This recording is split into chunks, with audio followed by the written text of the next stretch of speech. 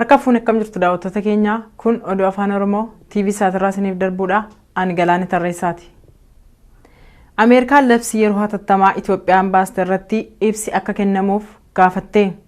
Labsii yeroo hatattamaa yeroo ammaa Itoophiyaa keessatti hojiirra oolaa jiru tooftaa ittiin gitni bittaa biyyattii Ihaadeeg aangoo isaa tikfachuuf baase waan ta'eef ibsa akka barbaaddu gaafattee jirti. Labsii akka namoonni wal hin geenye dhorkuu yaada isaanii akka bilisaaniin ibsanni godhuu fi eeyyama mana murtii malee akka hidhaman godhu kana akkamiin akka hojiirra oolchaa jirtu irratti ibsa akka kennituuf akka barbaadan dubbii himaan ministeera dhimma alaa Ameerikaa John Kirk miidiyaalee addunyaaf ibsaniiru. Imbaasonni biyyoota adda addaa Itoophiyaa jiranii fi dhaabbileen addunyaa labsiin sun bahu hordofuun ministeera dhimma alaa Itoophiyaaf gaaffii wal fakkaataa dhiyeessaa akka turan gabaasuun keenya ni yaadatama.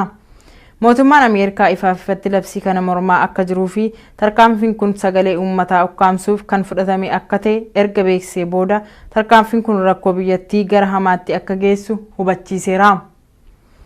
Dhaabbileen mirga namaaf falman kan sadarkaa addunyaas labsii yeroo hatattamaa ji'a 6 turu kun dhiittaa mirga dhala namaa biyyattii keessatti babal'atee jiru akka hammeessu beeksisaniiru.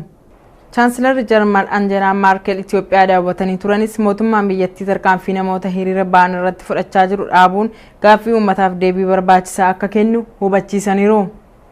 Gaaffilee gama hundaan ka'an kanaaf deebii kan kennan bakka buutonni waajjira kominikeeshinii mootummaa biyyattii fi ministeerri dhimma alaa gaaffilee ambaasaaddoroonni kaasaniif deebii kennuu yaalaniiru.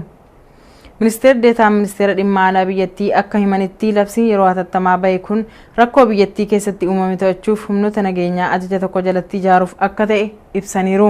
Ambaasaaddoroonni biyyattii sodaa imala gara naannoleetti godhan irraa qabanii fi toorri intarneetii addaan cituu fi dhimmoota biraa irratti gaaffii gaafatanis deebii gahaa argachuu hin dandeenye. Dhalattoonni Oromoo 17 magaalota Oromiyaa keessatti miseensa adda bilisummaa Oromoof akka ta'aniif namoota filaa turanii fi leenjisaa turan ittiin jedhame yakka shororkeessummaan himataman. Adda bilisummaa Oromoo Ameerikaa jiru waliin bilbilaan haasa'uun magaalaa Finfinnee fi magaalota Oromiyaa biroo keessa miseensota filachuun leenjii kennaa turan namoonni jedhaman 17 himata shororkeessummaa biyyattiin himatamaniiru. Adda bilisummaa Oromoo Ameerikaa jiru waliin bilbilaan haasa'uun magaalaa Finfinnee fi magaalota Oromiyaa biroo keessa miseensota filachuun leenjii kennaa turan namoonni jedhaman 17 himata shororkeessummaa biyyattiin himatamaniiru. Jiraattonni bakki jireenya isaanii Bishooftuu, Finfinnee, Sabbataa fi Jijjigaa ta'e kunneen hojii kana irratti hirmaataniiru jechuun miidiyaaleen ololaa biyyattii gabaasaniiru.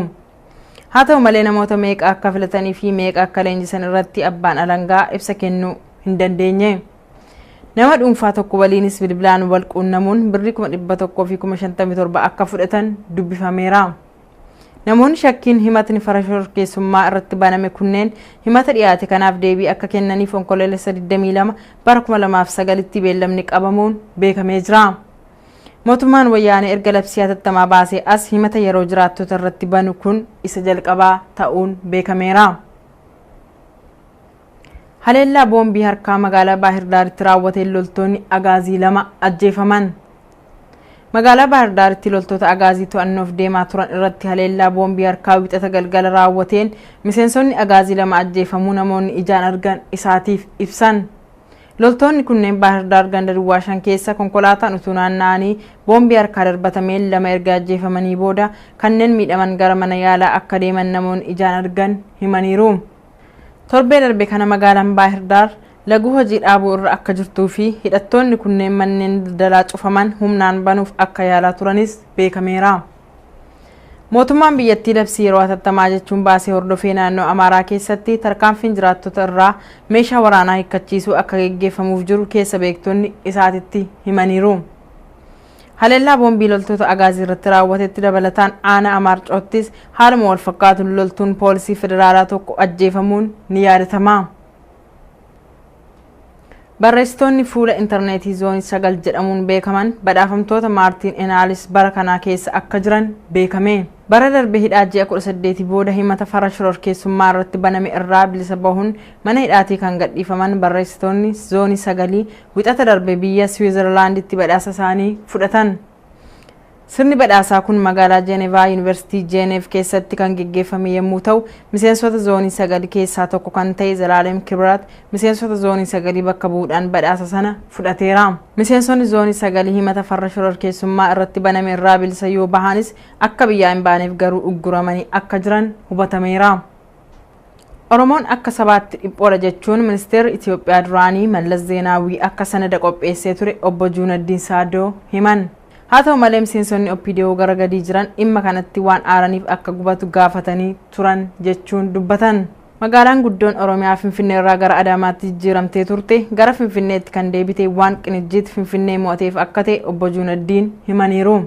Haa ta'u malee tarkaanfii magaalaan guddoon Oromiyaa gara Adaamaatti akka jijjiiramtuuf fudhatame keessa obbo Juunaddiin akka harka qabanii fi adda durummaan akka raawwatan keessa beektonni himaa turan. Filannoo bara 1997 booda Ihaadeg rakkoo hamaa keessa akka seenee ture kan himan obbo Juunaddiin filannoo sana irratti isaanii fi abbaan Duulaa Itayyaa irratti erga filannoon mo'atamanii booda akka korojoo hatuun filannoo sana gara dabarsan amananiiru.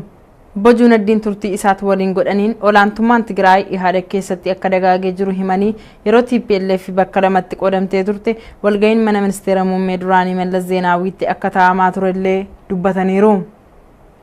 Qabeenya TPLF kan ta'e Ifart baankii daldala Itoophiyaa irraa maallaqa fudhachuun yommuu ta'u baankonni akka Daashinii fi kan biroon immoo yommuu gadi guddatan arguus himanii jiru.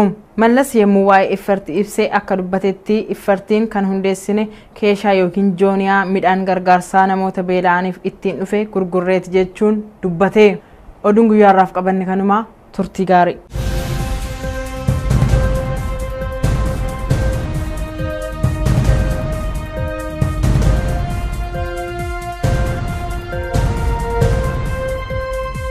Oromoof akka ta'aniif namoota filaa turanii fi leenjisaa turan ittiin jedhame yakka farra shororkeessummaan himataman. Adda bilisummaa Oromoo Ameerikaa jiru waliin bilbilaan haasa'uun magaalaa Finfinnee fi magaalota Oromiyaa biroo keessa miseensota filachuun leenjii kennaa turan namoonni jedhaman 17 himata farra shororkeessummaa biyyattiin himatamaniiru.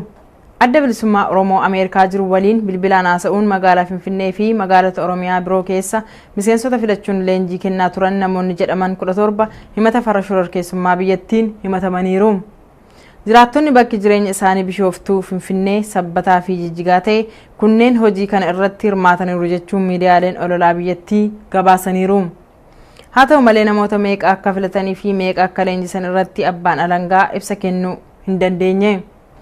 Nama dhuunfaa tokko waliinis bilbilaan wal quunnamuun birrii 157 akka fudhatan dubbifameera.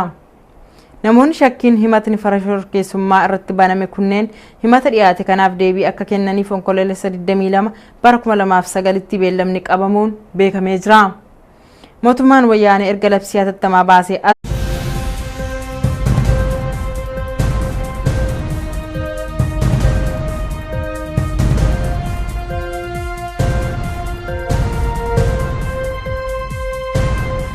harka fuun akkam jirtu daawwattoota keenya kun oduu afaan Oromoo TV saatirraa isiniif darbuudha ani Galaanee Tarreessaati. Ameerikaan labsii yeroo hatattamaa Itoophiyaan baaste irratti ibsi akka kennamuuf gaafatte. Labsii yeroo hatattamaa yeroo ammaa Itoophiyaa keessatti hojiirra oolaa jiru tooftaa ittiin gitni bittaa biyyattii Ihaadeg aangoo isaa tikfachuuf baase waan ta'eef ibsa akka barbaaddu gaafattee jirti. Labsii akka namoonni wal hin geenye dhorkuu yaada isaanii akka bilisaaniin ibsan godhuu fi eeyyama mana murtii malee akka hidhaman godhu kana akkamiin akka hojiirra oolchaa jirtu irratti ibsa akka kennituuf akka barbaadan dubbii himaan ministeera dhimma alaa Ameerikaa John Kirk miidiyaalee addunyaaf ibsaniiru. Imbaasonni biyyoota adda addaa Itoophiyaa jiranii fi dhaabbileen addunyaa labsiin sun bahu hordofuun ministeera dhimma alaa Itoophiyaaf gaaffii wal fakkaataa dhiyeessaa akka turan gabaasuun keenya ni yaadatama. Mootummaan Ameerikaa ifaafatti labsii kana mormaa akka jiruu fi tarkaanfiin kun sagalee uummataa ukkaamsuuf kan fudhatame akka ta'e erga beeksisee booda tarkaanfiin kun rakkoo biyyattii gara hamaatti akka geessu hubachiiseera. Dhaabbileen mirga namaaf falman kan sadarkaa addunyaas labsii yeroo hatattamaa ji'a 6 turu kun dhiittaa mirga dhala namaa biyyattii keessatti babal'atee jiru akka hammeessu beeksisaniiru. Chaansilarri Jarmal Angelaa Maarkel Itoophiyaa daawwatanii turanis mootummaan biyyattii tarkaanfii namoota hiriira ba'an irratti fudhachaa jiru dhaabuun gaaffii uummataaf deebii barbaachisaa akka kennu hubachiisaniiru. Gaaffilee gama hundaan ka'an kanaaf deebii kan kennan bakka buutonni waajjira kominikeeshinii mootummaa biyyattii fi ministeerri dhimma alaa gaaffilee ambaasaaddoroonni kaasaniif deebii kennuu yaalaniiru.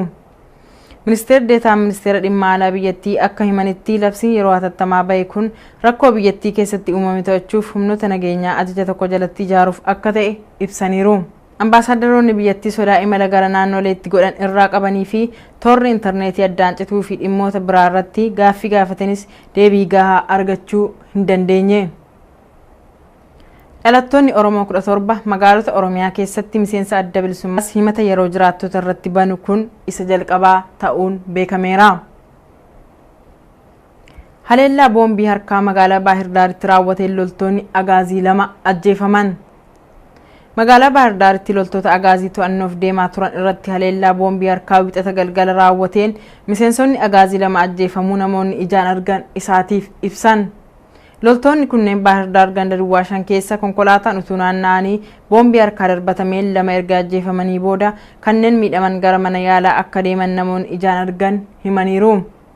Torbee darbe kana magaalaan Baahir Daar laguu hojii dhaabuu irra akka jirtuu fi hidhattoonni kunneen manneen daldalaa cufaman humnaan banuuf akka yaalaa turanis beekameera.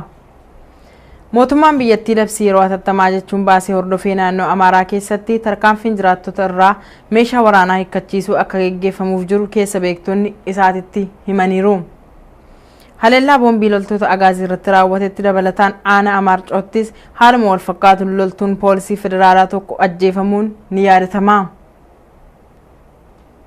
Barreessitoonni fuula intarneetii zoonii 9 jedhamuun beekaman badhaafamtoota Maartiin Enaalis bara kanaa keessa akka jiran beekame. Bara darbe hidhaa ji'a 18 booda himata farra shororkeessummaa irratti baname irraa bilisa bahuun mana hidhaatii kan gadhiifaman barreessitoonni zoonii 9 wixata darbe biyya Swiizerlaanditti badhaasa isaanii fudhatan. Sirni badhaasaa kun magaalaa Jeenevaa Yuunivarsiitii Jeeneef keessatti kan gaggeeffame yommuu ta'u, miseensota zoonii 9 keessaa tokko kan ta'e Zalaalem Kibraat miseensota zoonii 9 bakka bu'uudhaan badhaasa sana fudhateera. Miseensonni zoonii 9 himata farra shororkeessummaa irratti baname irraa bilisa yoo bahanis akka biyyaa hin baaneef garuu ugguramanii akka jiran hubatameera. Oromoon akka sabaatti dhiphoodha jechuun ministeerri Itoophiyaa duraanii Mallas Zeenaawii akka sanada qopheessee ture obbo Juunaddiin Saadoo himan. Haa ta'u malee miseensonni OPDO gara gadii jiran dhimma kanatti waan aaraniif akka gubatu gaafatanii turan jechuun dubbatan. Magaalaan guddoon Oromiyaa Finfinnee irraa gara Adaamaatti jijjiiramtee turte gara Finfinneetti kan deebite waan Qinijjiit Finfinnee mo'ateef akka ta'e obbo Juunaddiin himaniiru. Haa ta'u malee tarkaanfii magaalaan guddoon Oromiyaa gara Adaamaatti akka